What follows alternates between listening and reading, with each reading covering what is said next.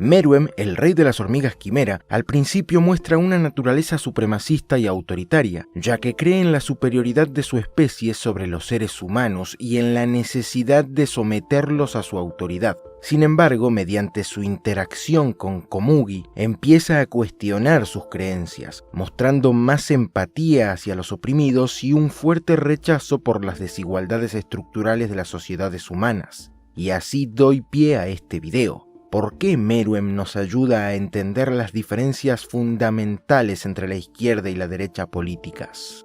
Antes de dar una respuesta, es preciso entender que la izquierda y la derecha no se definen solo por acciones concretas o por una forma de pensar específica, sino también respecto a un proyecto político determinado. En pocas palabras, como todo en ciencias sociales, es relativo. Aún así, en todas y cada una de sus manifestaciones ideológicas existe una sustancia invariable que le otorga su identidad.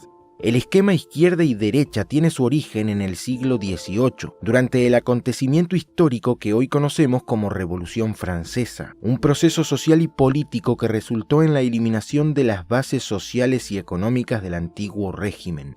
Durante el conflicto, en la Asamblea Nacional Constituyente, se sentaban a la izquierda los jacobinos, quienes representaban a los sectores más radicales, que abogaban por la abolición de la monarquía en favor de la igualdad de derechos y la construcción de una república basada en la soberanía popular. A la derecha, los girondinos, más moderados, que buscaban preservar la monarquía y limitar el poder del rey en favor de los intereses de una nueva clase social en ascenso, la burguesía.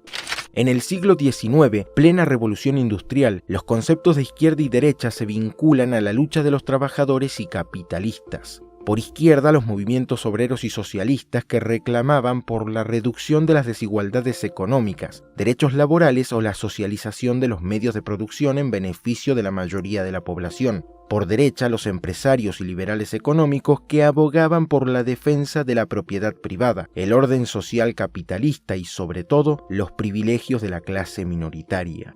En el siglo XX se entiende por izquierda a los movimientos revolucionarios internacionalistas que aspiraban al comunismo, una sociedad basada en la propiedad común de los medios de producción, sin clases sociales, sin mercado y sin Estado. Por ejemplo, la Revolución Rusa, que derivó en la construcción de la Unión de Repúblicas Socialistas Soviéticas. La derecha, por su parte, se asocia con los movimientos nacionalistas que surgieron como reacción al socialismo y como crítica a la democracia liberal, los cuales en muchos casos devinieron en regímenes autoritarios supremacistas de carácter imperialista, depredador colonialista, tales como el fascismo y el nacionalsocialismo.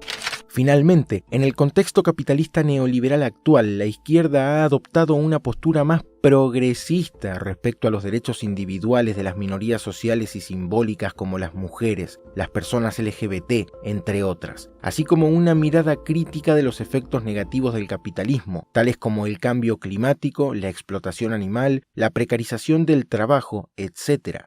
En consecuencia, promueven la generosidad o liberalidad colectiva que los lleva a defender políticas basadas en principios de justicia social como la redistribución de la riqueza o la discriminación positiva.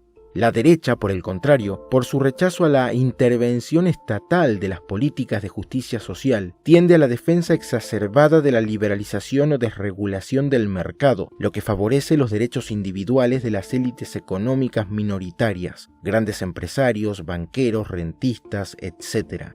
En definitiva, la derecha suele creer en la existencia de una superioridad natural, sea la raza, el sexo, las habilidades, la inteligencia, etc., que determina estructuras jerárquicas de poder y privilegio de unos sobre otros, por lo que suelen ser esencialmente más reactivos ante el cuestionamiento de lo establecido y más autoritarios con los movimientos que consideran una amenaza a la estabilidad social.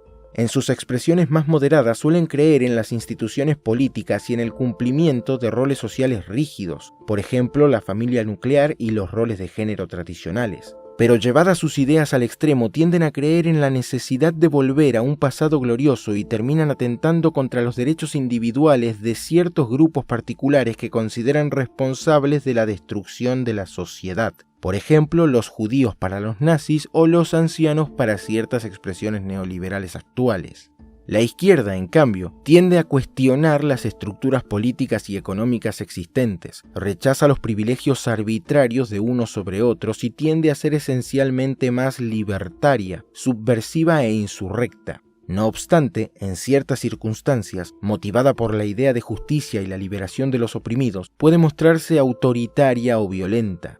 Sus expresiones más moderadas, aunque críticas del capitalismo y escépticas del libre mercado, aceptan el Estado de Derecho liberal y defienden los derechos individuales con políticas de justicia social, por ejemplo la socialdemocracia o el socioliberalismo. No obstante, sus corrientes más radicales abogan por la abolición o el control de la propiedad privada y el orden capitalista de producción a fin de transformar las estructuras políticas existentes en una sociedad superior y más justa. Por ejemplo, el marxismo-leninismo o el socialismo de mercado.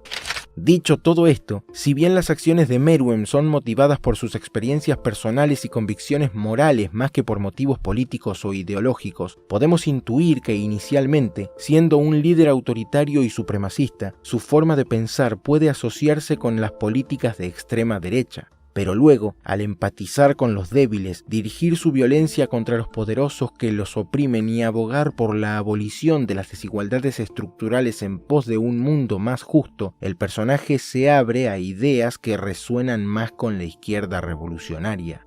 Pese a esto, vale destacar que no es fascista, nacionalista o anarcocapitalista por derecha, ni tampoco marxista o anarquista por izquierda, ya que estas son ideologías que se corresponden con las estructuras político-económicas del mundo real, las cuales, aunque quizás sirvieron de inspiración para la construcción del personaje y sus ideas, son muy diferentes a las vistas en el mundo de Hunter x Hunter. Aún así, sus filosofías pueden leerse, a veces literal y otras alegóricamente, como una crítica al capitalismo, la monarquía y prácticamente a cualquier sistema político y económico existente. Y muy bien, mis fieles, esto sería todo por el momento. Si les gustó, no se vayan sin dejarme su pulgar arriba, comentar, compartir el video, seguirme en mis redes sociales y suscribirse al canal. Adiós, y nos estaremos viendo muy pronto.